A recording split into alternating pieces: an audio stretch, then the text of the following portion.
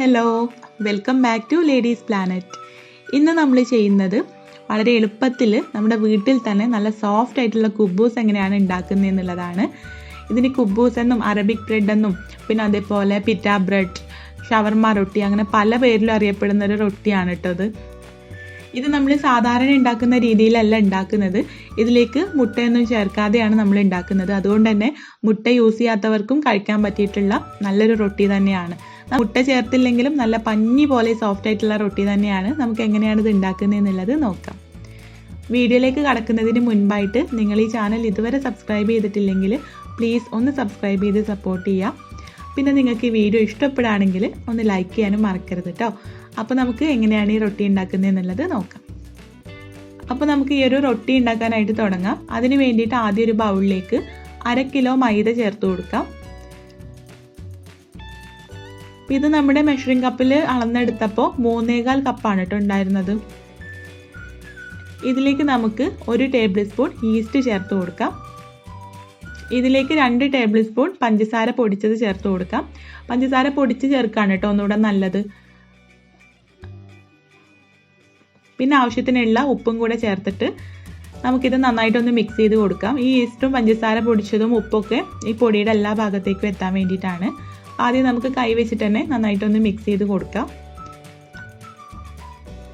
ഇനി ഇത് കുഴച്ച് നമുക്ക് മാവ് റെഡിയാക്കി എടുക്കണം. അപ്പോൾ ഇതിലേക്ക് നമ്മൾ ചേർക്കുന്നത് തൈരാണ്. തൈര് ചേർത്തിട്ടാണ് ഇത് കുഴക്കുന്നത്. കാരണം മുട്ടയൊന്നും ഇല്ലല്ലോ, നന്നായിട്ട് പൊങ്ങി വരാൻ വേണ്ടിയിട്ട്.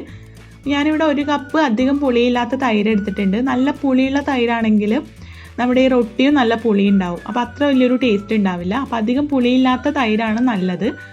ഇനി നിങ്ങൾ എടുക്കുന്നത് നല്ല പുളിയുള്ള തൈരാണെങ്കിൽ 1/2 കപ്പ് തൈരും 1/2 കപ്പ് ഇളം ചൂടുള്ള വെള്ളം എടുക്കാം കേട്ടോ. 1 കപ്പ് തൈര് ഇതിലേക്ക് ചേർത്തിട്ട് നന്നായിട്ടൊന്ന് മിക്സ് ചെയ്തിട്ടുണ്ട്. ഇനി ഇത് കുഴക്കുന്ന സമയത്ത് വെള്ളം പോരാന്ന് തോന്നുകയാണെങ്കിൽ ഇളം ചൂടുള്ള വെള്ളം കുറേശ്ശെയായിട്ട് ചേർത്ത് കൊടുക്കുക. അപ്പോൾ ഞാനിതിലേക്ക് ഇത് നന്നായിട്ടൊന്ന് കുഴച്ച് കിട്ടാൻ വേണ്ടിയിട്ട് 3 ടേബിൾ സ്പൂൺ വെള്ളമാണ് ചേർത്തിട്ടുള്ളത് കേട്ടോ.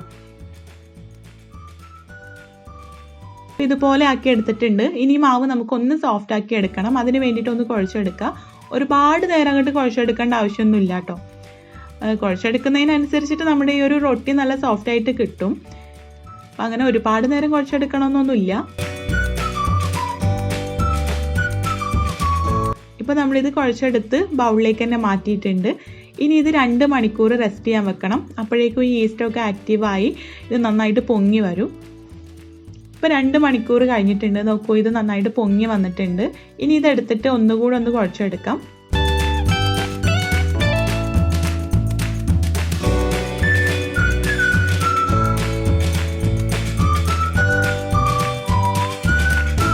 നിന്നും ബോൾസ് ആക്കി മാറ്റിയിട്ടുണ്ട്. ഞാനിവിടെ ഒരു 7 ബോൾസ് ആക്കി എടുത്തിട്ടുണ്ട്. ഇനി നമ്മളിത് ഉണ്ടാക്കിയതിന് ശേഷം ബാക്കിയും കുറച്ച് മാവ് ഉണ്ടാവും. അപ്പോൾ അത് വെച്ചിട്ടും ഉണ്ടാക്കണം കേട്ടോ.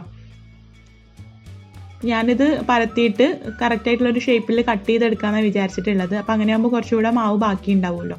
അപ്പോൾ ഇതിൽ നിന്ന് ഓരോ മാവ് എടുത്തിട്ട് നമുക്കിതൊന്ന് പരത്തി കൊടുക്കാം. നോക്കൂ, ഇത്ര കട്ടിയിലാണ് നമ്മളിപ്പോൾ ഇത് പരത്തിയിട്ടുള്ളത്.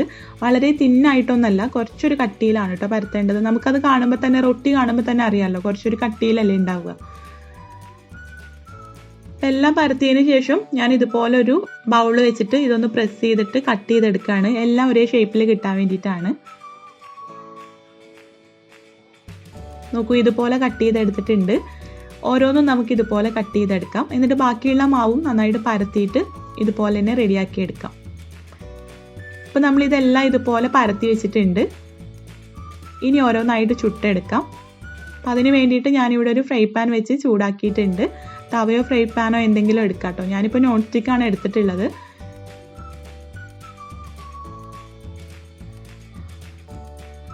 ഇത് കുറച്ച് കട്ടിയുള്ളത് കൊണ്ട് തന്നെ ലോ ഫ്ലെയിമിൽ വെച്ചിട്ട് കുക്ക് ചെയ്തെടുക്കുക.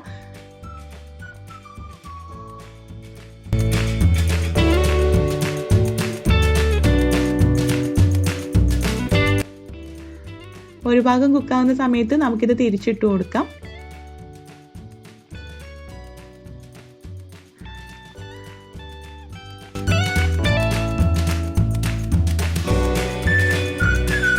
നോക്കൂ, ഇത് നന്നായിട്ട് പൊങ്ങി വരുന്നുണ്ട്. അപ്പോൾ ഇങ്ങനെ കാണുമ്പോൾ നല്ലൊരു സന്തോഷമാണല്ലേ നമ്മൾ ഉണ്ടാക്കുമ്പോൾ. ഇനി ചപ്പാത്തി ആണെങ്കിലും എന്താണെങ്കിലും ഇങ്ങനെ പൊങ്ങി വരുന്നത് കാണുമ്പോൾ നല്ലൊരു സന്തോഷമാണ്.